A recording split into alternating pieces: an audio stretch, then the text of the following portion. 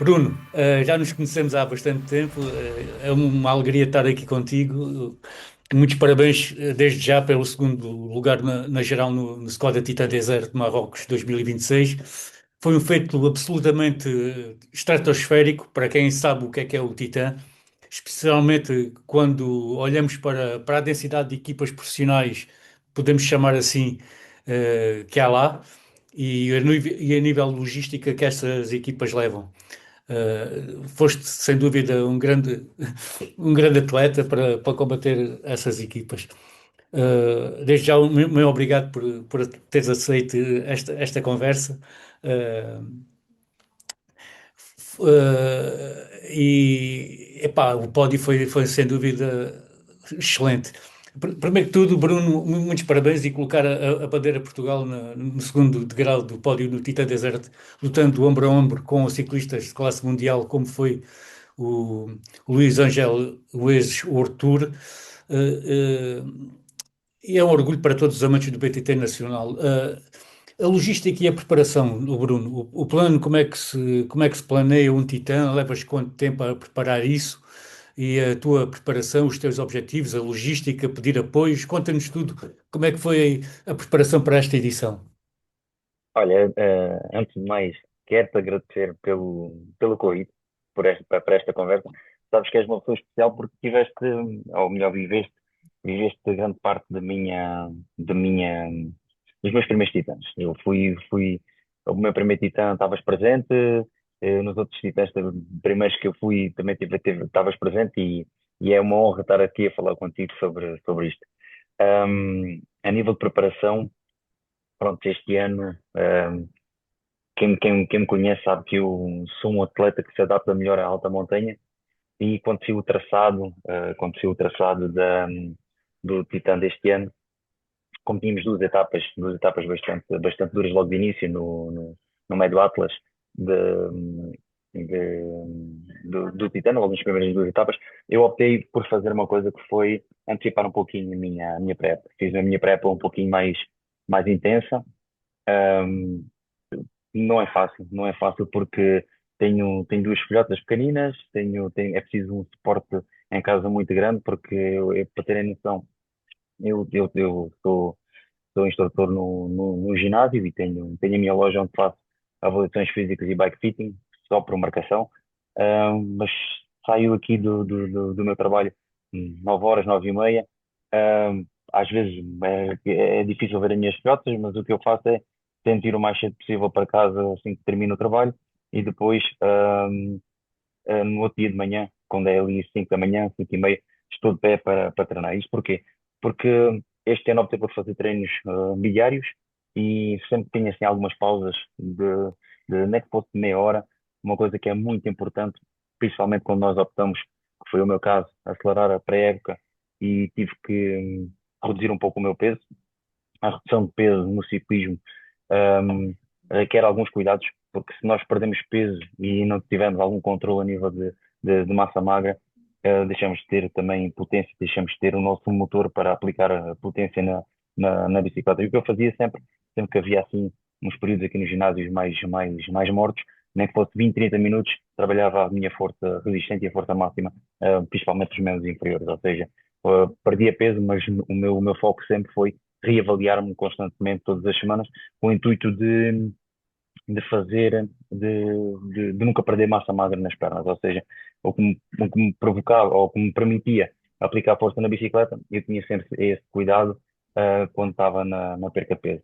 Para além disso, um, eu tinha que ter algum cuidado na alimentação, tive algum cuidado na alimentação, tive cuidado ao ponto de Pedro Meirinhos me ajudar na nutrição, foi ele que me ajudou na nutrição durante este tempo.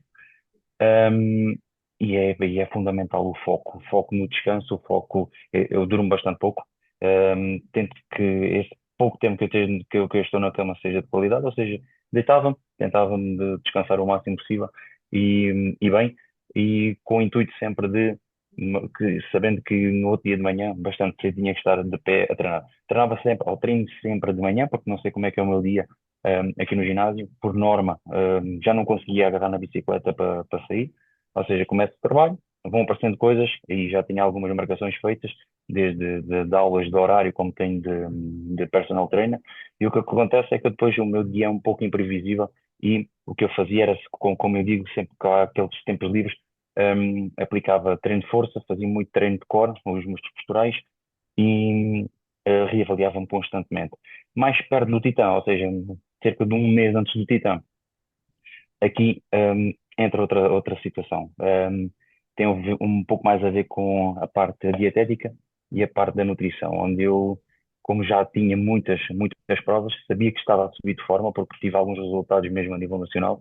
Um, Comecei 15 em 15 dias, fazia análises ao sangue, com o intuito de saber como é que estava o meu ferro, porque o desgaste é bastante grande quando nós começamos a incluir provas durante o calendário.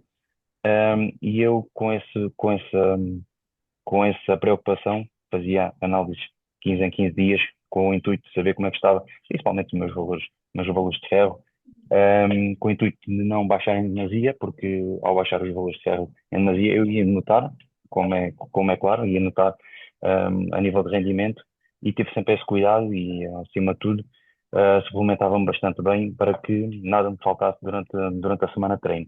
Mas foi sempre assim esse foco, foi sempre reavaliar-me constantemente, tanto a nível de força, todas as semanas fazia uma reavaliação de força máxima no ginásio.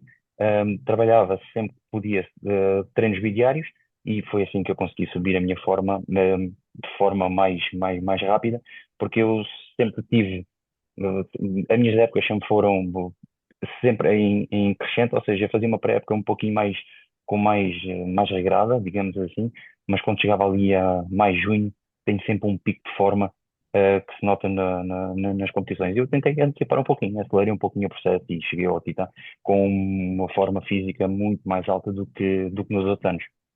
O teu foco foi exclusivamente para o Titã este ano. Sim, eu aproveitei as competições em casa, dito nacionais, para não só testar-me, mas também para ganhar alguma forma física. Nunca abdiquei de uma corrida, para dar o meu melhor, mas vou dar um exemplo, por exemplo, Torres Vedras, onde faço uma classificação de segundo lugar.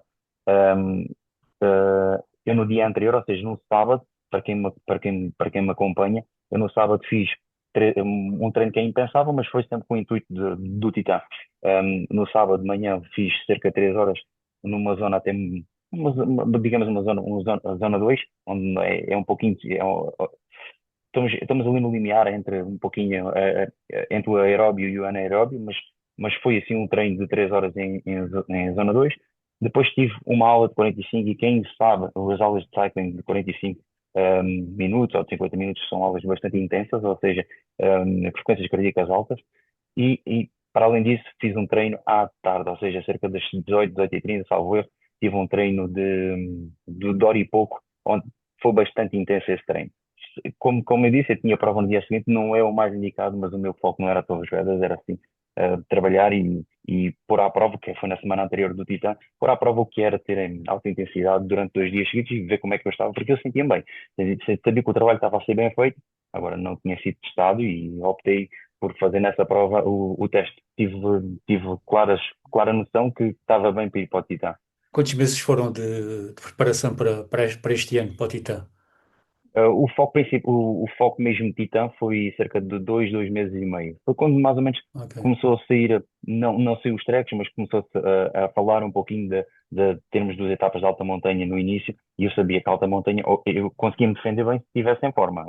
Como tu sabes, e as pessoas que conhecem o Titã, quando nós entramos no puro deserto, ou seja, quando descemos um pouquinho, e começamos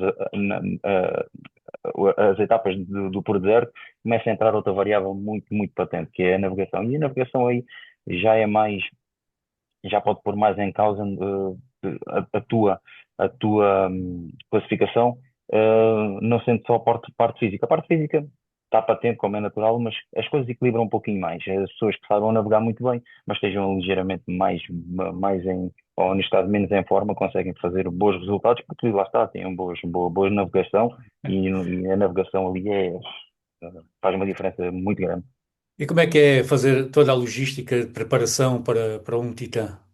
Desde estás sozinho, desde pedir apoios, o que Pronto, levas, esse tipo de logística.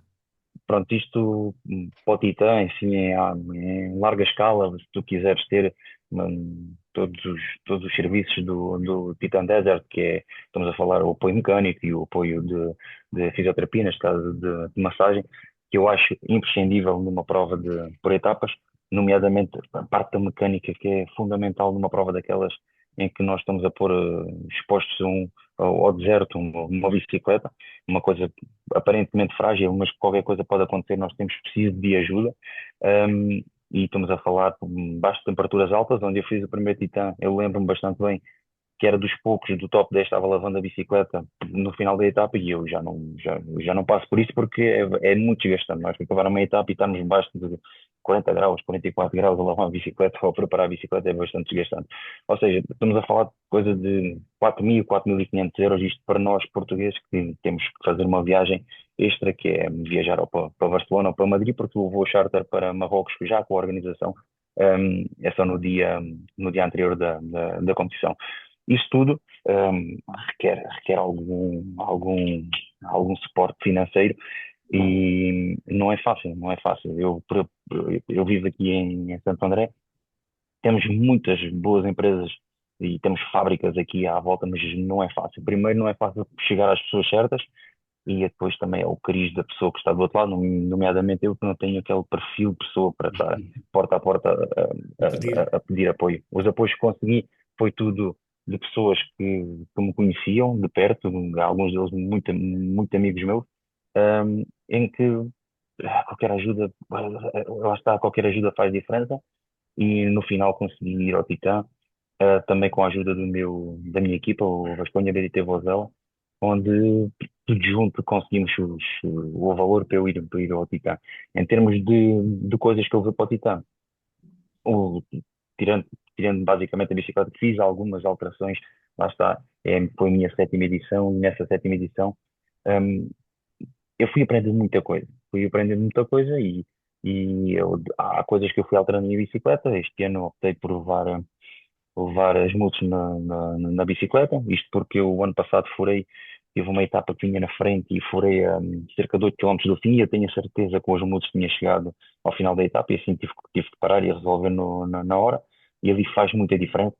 Ainda por cima estamos a falar numa situação em que normalmente os furos lá são dados, são picos, mas são os picos até grande ou cortes de pedra.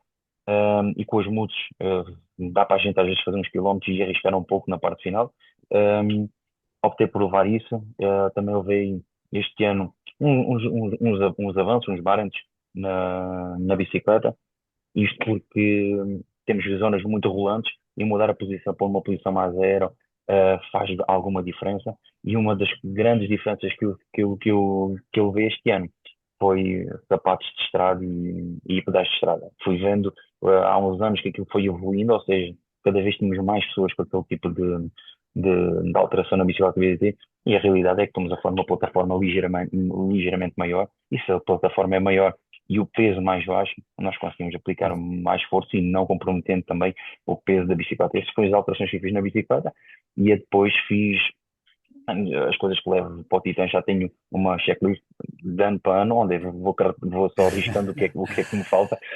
Um, e são as coisas básicas, desde a suplementação. Levo muito pouca roupa, para vocês terem noção. Os equipamentos bastam dois, eu levo três equipamentos, mas bastam dois equipamentos. Até arrisco a dizer que um equipamento que vocês fazem o Titã, estamos a falar de coisas que nós lavamos e passado meia hora, 30 minutos, Está 40 seco. minutos, temos a roupa seca. Levo os equipamentos, levo coisas possivelmente que no deserto também às vezes faz bastante frio. Levo uma suéte, levo umas calças, mas levo muito pouca roupa. E depois é focado na suplementação. Eu levo também o meu pequeno almoço. Atenção que o pequeno almoço lá mesmo as refeições são boas, temos de tudo, mas levo com o intuito de variar, não com o intuito de escassez, porque lá há tudo, mas levo um pequeno almoço meu, que estou habituado a comer, para alguns dias, não quer dizer que coma sempre, mas para alguns dias ir variando. É normalmente o que eu levo para o Titan. Não levo assim muita coisa de extras. A nível de mecânica, levo as coisas mais básicas, desde pilhas, ou coisas, levo o mínimo possível, levo um pneu, levo coisas mesmo muito, as cargas de CO2, levo o menos possível, porque tenho apoio mecânico e o apoio mecânico dou-me bastante bem com o meu mecânico, que é o Emílio, e o Emílio está em muitas provas em Espanha, já me conhece há muitos anos, e pronto, ele sabe o que é que eu necessito e leva sempre a contar comigo, e é uma mais-valia. Sim, há pouco falaste que foi o teu sétimo Titã. Porque é que esse foco, o porquê do foco exclusivo do Titã Desert e o que é que esta prova tem de viciante ou especial que te faz preferir o Titã a outras provas por etapas semelhantes por esse mundo fora? O Titã, eh, o- para além de ser o clima, gosto bastante de correr com o calor. Ahm, o que gosto bastante do Titã é o que eu digo, o Titã não é uma prova, é a prova. Porque o Titã tem uma diferença para qualquer prova que eu tenha feito até à data de hoje. Não só pela sua dureza, porque todas as provas têm a sua dureza, até porque não tem propriamente a ver com altimetria, que não é das provas que tenham mais altimetria, mas é a parte da navegação, o desafio, porque aquilo engloba muita coisa. Nós, quando temos uma prova marcada ou temos um track para seguir, eh, é a forma física, está lá. Se a gente é um pouquinho técnico, formos um pouquinho para trás, sabemos que podemos recuperar numa subida. Ali o Titã nunca está fechado, a classificação nunca está fechada. Nós podemos estar, e sabemos o que é estar 3 4 minutos de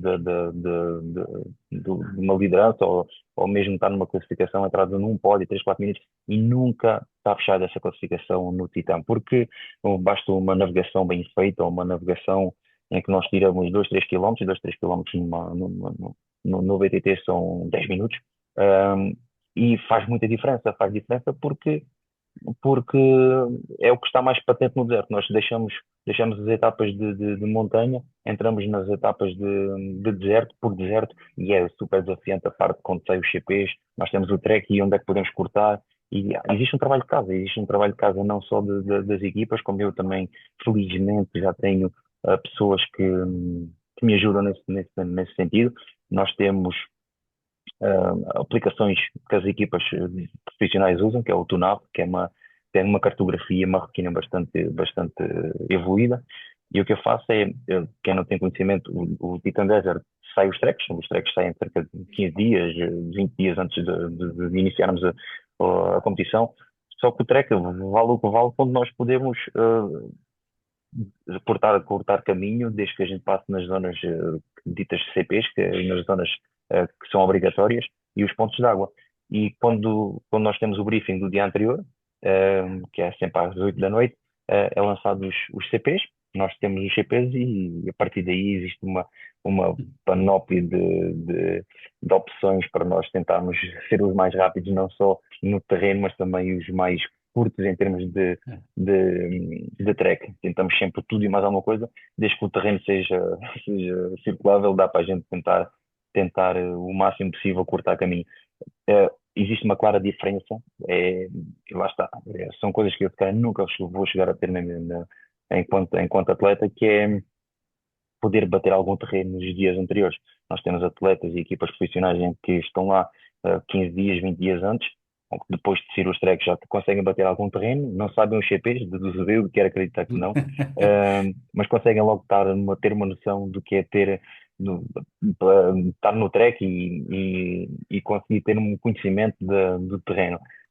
Depois, quando sai os CPs, aquilo então é super fácil conseguir através de alguns programas, conseguir criar um track onde faça o jus ao que conseguiam adquirir nos dias anteriores. Um, para além disso, uh, eles, quando saem os CPs no próprio dia, e inclusive temos o CP Ghost que sai mesmo só às 6 da manhã do próprio dia, a gente vê as equipas a trabalhar, computadores abertos, e faz a diferença no Titan. Eu acho que a parte bonita do Titan é essa, é a gente pensar que não é só uma competição onde a parte física está patente, mas também a parte da navegação, nós estarmos dentro do pelotão e conseguir perceber o que é que está a acontecer ali dentro do pelotão, porque se for andar para a frente e ter tudo fitado, é igual para todos e é muito mais fácil de controlar uma corrida ali, é super complicado, super complicado. Podemos falar, falaste agora, que foi uma luta quase David contra Golias. A tua luta individual contra equipas praticamente profissionais, né? Tu foste em grande parte sozinho, estavas lá sozinho, contra autênticas seleções que têm diretores desportivos, em buggies a seguir a prova, a dar indicações, no decorrer da prova. Os seus atletas, têm os seus mecânicos dedicados, só para eles, e gregários a trabalhar para o líder. Como é que se gera o stress mental de saber que não podes cometer um único erro enquanto os teus rivais têm uma rede de segurança profissional atrás deles? Eu na- recuando um pouquinho no tempo, quando nós tentamos, imaginamos, sai os CPs, quando nós, neste caso, tinha um amigo meu em Portugal, que é o Luís Santos, que me ajuda com a parte dos tracks, também tem um em Marrocos com o computador, onde também trabalha um pouco isso, mas era justo quando ninguém esteve, como é que, digamos, a bater terreno nos dias anteriores, ou seja, sai os CPs e nós não temos noção de como é que é o terreno para cortar, ou seja, o que é que acontece? Nós portugueses, neste caso os meus amigos, fazem em função das estradas que estão visíveis, imaginemos, o TUNAV permite-nos ver as estradas que são visíveis e eles tentam cortar através das estradas. E a diferença que eu noto, como andei este ano sempre na frente, o que eu noto é que eles navegam em função do piso. E aqui há muita diferença. Enquanto eu tenho que andar dentro de um trilho, eles andam por fora do trilho. Eles andam desde que seja, seja terreno duro, não existe areia, não interessa se aquilo seja onde for. E isso faz muita diferença. Estamos a falar de quilómetros de diferença. Os meus colegas fazem em função do trilho, se existem trilhos ou não, e eles fazem em função do piso, que faz muita diferença. Para além disso, e como tu disseste, e bem, eh, vou dar claras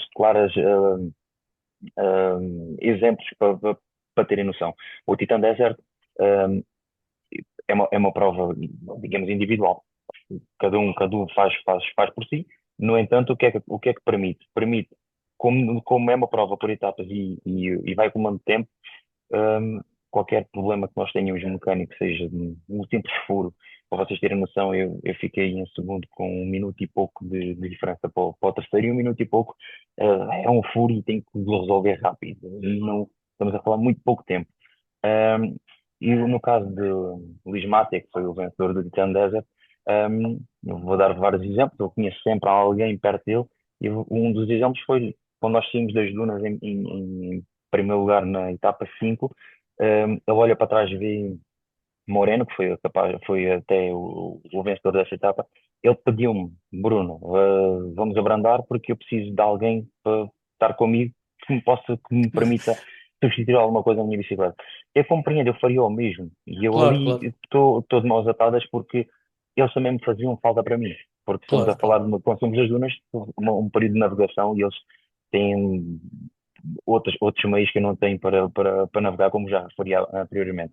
Para além disso, coisas que roçam um pouquinho a parte do regulamento da prova, que eu também nunca vou chegar a ter, como estava a dizer, a informação dada no exterior, ou seja, buggies da própria equipa, chegaram a dizer, mais uma vez na etapa 5, onde quem vinha atrás, quanto tempo é que está, Pois, mas dão a informação que lhes dá jeito. Imagina, vou dar-vos um exemplo. Eu saio das dunas com o mate e foi um esforço brutal, porque eu nessa noite até me recordo, eu dormi bastante mal, porque eu sabia que aquela etapa, estamos a falar de duas etapas do fim, eu sabia que aquela etapa ia definir muita coisa, e eu dormi mal porque eu tenho conhecimento do meu registro da saída das dunas, estamos a falar na casa do top 10, mas isso não me servia. Eu sair em 10º lugar nas dunas, eu perco o segundo lugar, ou eu perco o pódio. Eu tinha que seguir com os da frente.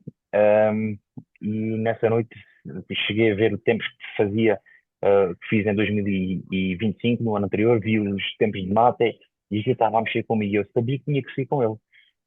E o que acontece? Nós saímos foi a partida.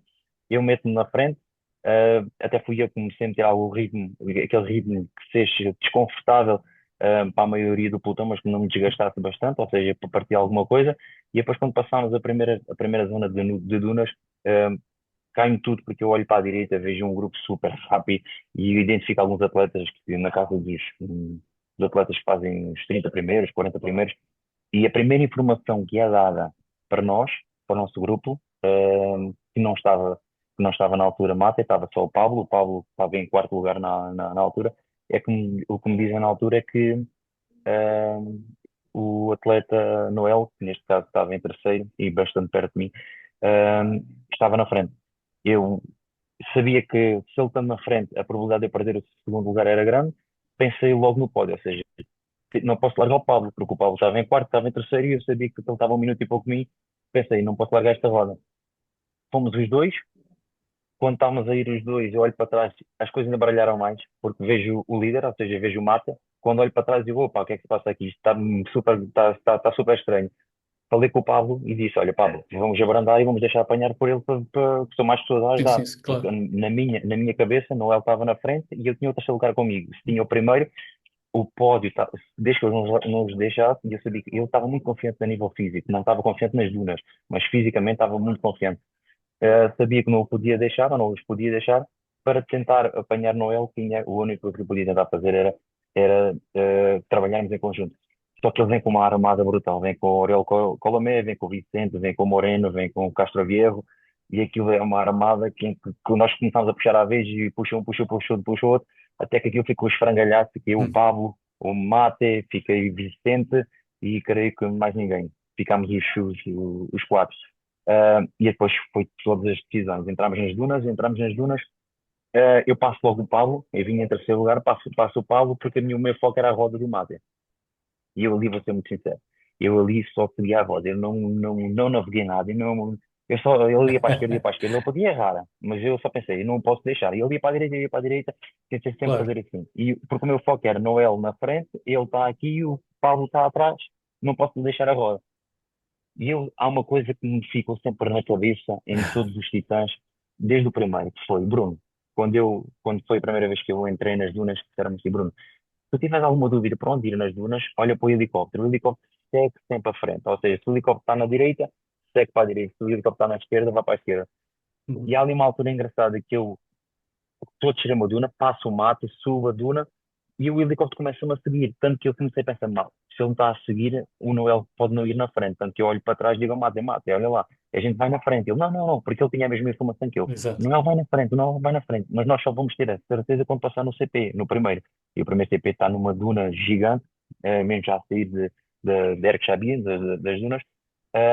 Nós continuámos, fica o resto dos atletas para trás, eu e o Mate volta-me a passar, e há uma foto que passou bastante até nas redes sociais em que eu estou com a bicicleta às costas. Acreditem que aquela duna não os dá para fazer com a bicicleta montada.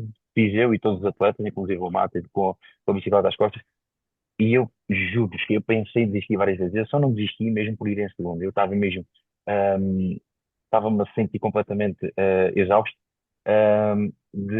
As dunas foram desgastantes e o que eu fiz foi, assim que passámos o CP, que nos dizem, vocês vão na frente, eu pensei, pronto, estou na frente, agora a parte física começa a ficar mais patente, ou seja, menos navegação, e ele já não consegue. Eu estava mesmo muito confiante a nível físico, pensei, ele já não consegue descarregar até o fim.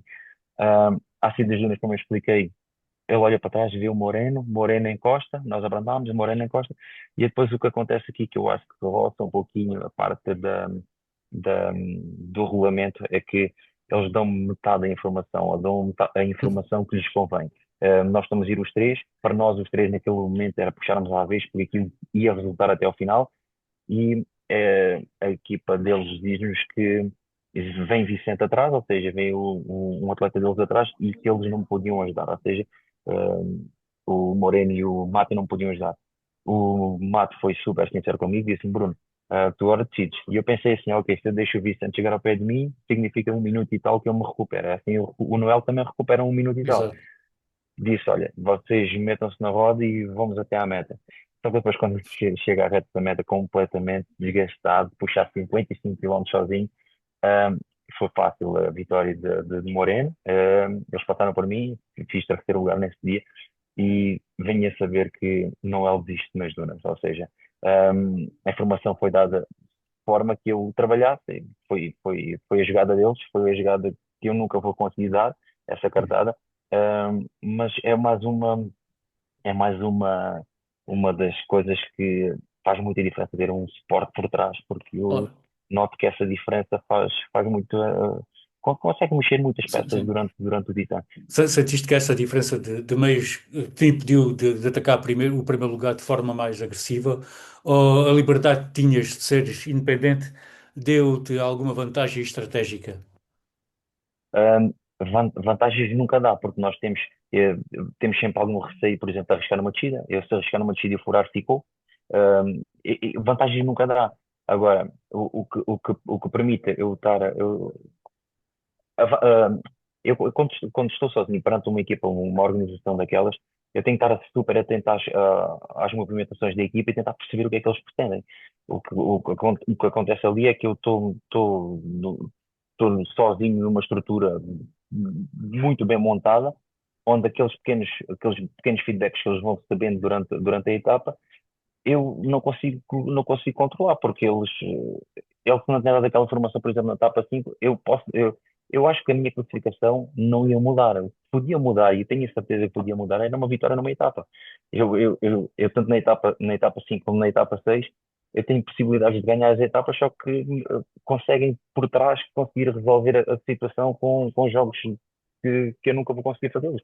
A etapa 6 a etapa 6 eu percebi, como o Castro Viejo tinha feito anos no dia anterior, eu percebi que eles querem dar a etapa ao Castro Viejo. E eles também sabiam, ok, o Bruno está a 9 minutos do primeiro lugar, dificilmente, a não ser que mate lhe aconteça alguma coisa assim, não na bicicleta, porque nós sabemos que tem a armada dele para lhe dar peças ou a bicicleta, mas qualquer coisa física.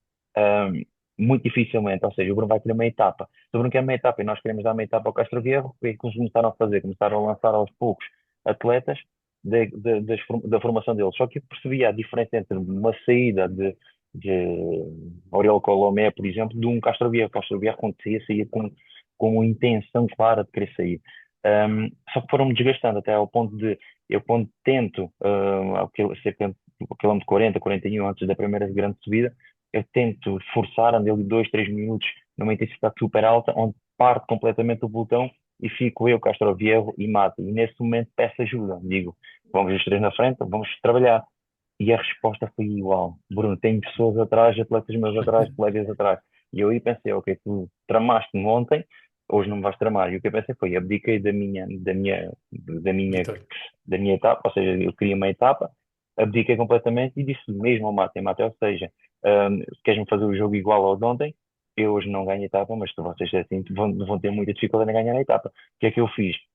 Consenti as saídas, ou seja, o grupo volta-me a apanhar, tudo o que fosse inerente à equipa de mata, eu consenti as saídas. Saiu vários atletas, foram cinco, eu consenti as saídas, e sempre que era a saída de uma equipa, de alguém da formação deles, eu cortava a saída. Ou seja, o que eu fiz ali foi, eu não ganho, mas vocês também não ganham. Portanto, nós passámos no CP2, dizemos que estamos a 8 minutos da liderança, eles aí queriam ganhar a etapa, começaram a trabalhar e eu fui literalmente cadeirinha até a meta, ou seja, eu já não mexi mais nada, sabia que a etapa já não conseguia, mas eles queriam a etapa e eu fui sempre na roda atrás deles, inclusive há uma altura muito caricata em que o mate cai atrás de mim, eu percebo-me porque sinto que alguém cai atrás de Alguém mim, quer. como era eu que vinha atrás de mim, eu sei que é eu. Os colegas deles matem, matem, matem, matem, e pararam, e acho que eles ficaram um pouco surpreendidos porque eu faço o mesmo. Eu parei, esperei que ele se levantasse e vi pela expressão deles que eles não estavam à espera de. Esperei que ele que limpasse, esperei que ele endireitasse a direção e quando ele chegou ao pé de mim perguntei se ele estava bem e disse-lhe já em off que sim, vou gostar de lhe ganhar, mas que ele me possa responder, não com ele no chão. Eu lembro-me que esse tipo de postura, ou eles não estão habituados, ou então eu acho que eles, pelo menos à espera, não estavam. Depois deste segundo lugar, o bichinho de vencer, a geral ficou-te ainda mais forte. Estás nos teus planos voltar para tentar o degrau mais alto? Os planos estão, porque se o trabalho for bem feito e eu acredito que inclusive foi falado este ano que possivelmente em 2027 iam fazer outra vez um Titã endurecido em termos de altimetria. Eu acredito que consiga fazer um bom trabalho para, para, para estar em forma e conseguir discutir alguma coisa em termos de classificação geral e tentar o primeiro lugar. Agora, há muita coisa que tem que me correr bem, nomeadamente a parte da, da parte da bicicleta, porque este ano, tirando a primeira etapa, tive ali um pequeno problema, não conseguia meter os últimos três andamentos já depois do Skoda Challenge, que me custou bastante em termos de classificação, porque eu perdi cerca de 5 6 minutos, porque como não conseguia os últimos três andamentos e a parte final era muito rolante e descer do Skoda Challenge, perdi algum tempo. Eu acabo o Skoda Challenge é um 12 do Mata e depois foi sempre a somar tempo e tinha certeza absoluta que conseguia não perder muito tempo ou então até reduzir, porque o Mata tem algumas dificuldades a descer. Um, mas tirando isso, a minha prova foi impecável, nunca me tinha acontecido isso. Eu nunca tive um furo, nunca tive um problema de mecânico e isso faz muita diferença. Se isso estiver patente e eu tiver a forma física que me apresentei este ano, inclusive consigo limar ali umas pequenas arestas, sim, eu tenho certeza absoluta, mas que consigo lutar pelo primeiro lugar. Este ano apresentei-me com uma forma que tenho a certeza absoluta que era, se não o mais forte, foi mesmo dito por Luís Lançanches, pelo, inclusive a Mata, quando acaba de receber a sua camisola no último dia de líder, a camisola vermelha, ele inclusive veio-me dizer e disse para toda a gente ouvir que eu merecia também aquela camisola, porque ele tem noção que ah, eles fizeram uma estatística e tive 88%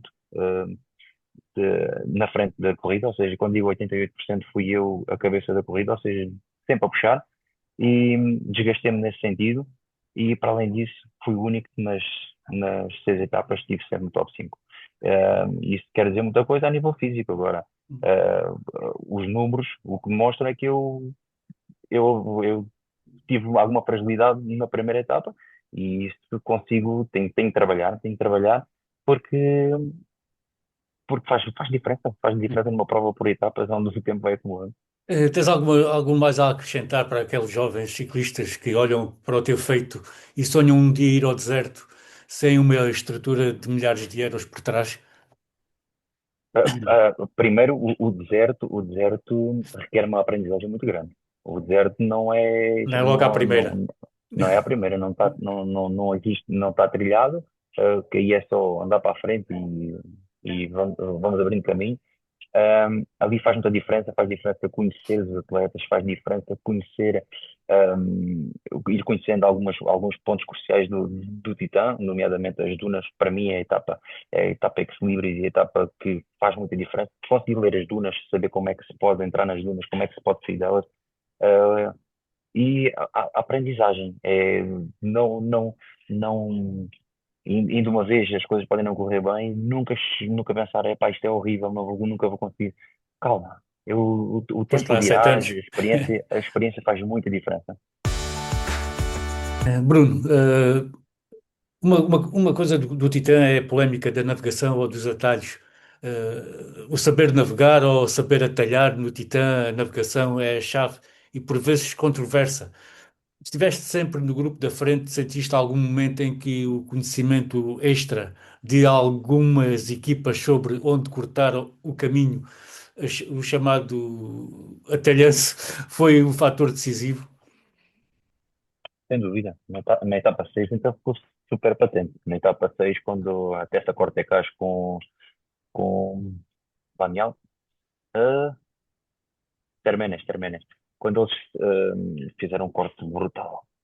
Inclusive a equipa da KH7, que eu tive mais presente porque estava mata, nós vinhamos na frente e como eu expliquei há pouco, fui consentindo algumas saídas, nomeadamente essa Cortecas, o Termenes, Castro Viejo, foram sido alguns, um, e quando nós sabíamos que estávamos a 8 minutos, sabíamos que não tinha sido atletas que tinham passado por nós e feito o treco. Sabíamos sim ou sabemos neste caso, que tinha sido por terem cortado de caminho. Inclusive eu já sei onde é que foi, porque nós temos acesso a algumas coisas dessa natureza. E o corte, inclusive, foi falado por nós portugueses no dia anterior.